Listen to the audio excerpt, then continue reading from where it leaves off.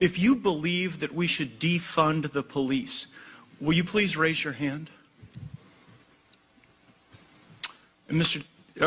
Yes, is there anyone on the... Okay, so that's unifying and wonderful that here we are gathered... Can you please tell me, excuse me. I'm sorry. I actually have an answer to that question. I'm sure someone will be able to ask you that question, but I've limited time here. I didn't see anyone raise their hand to defund the police. I certainly didn't see any of the Republican witnesses do that. And so I'm going to now go through and see where that sentiment may have been reflected. Here's a tweet from two of our congressional colleagues supporting this group, Black Visions Minnesota. And then next, please. And then here's that group, that same group, Black Visions Minnesota, that my congressional colleagues are raising money for, saying that we should end the police. And can we go to the next one? And then here's that same organization retweeting rebel scum, abolish the police.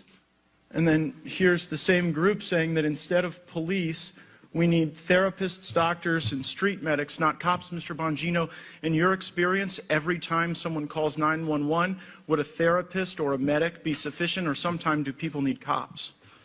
I'm quite unclear how a medic is going to help with an armed subject who's assaulting his wife in a domestic violence situation or elsewhere. I'm not sure how that's going to be of any value.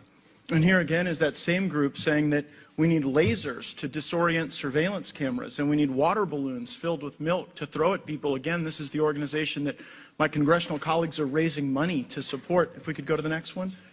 And then here again, that same organization that multiple members of Congress are supporting, saying it's not enough to only abolish police or prisons. We need to abolish race, abolish ICE, abolish the military, abolish the state, abolish the borders.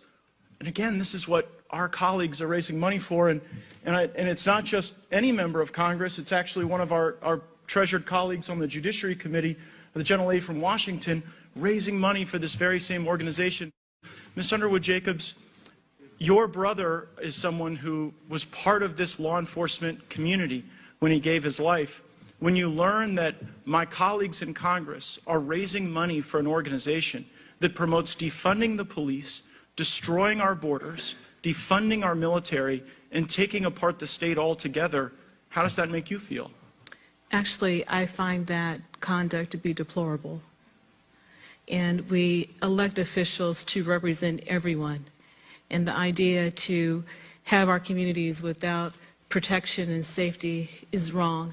So my response to that would be for people to get out and vote and get the right person in office to ensure that we feel protected and our children feel protected for generations to come. I appreciate that greatly.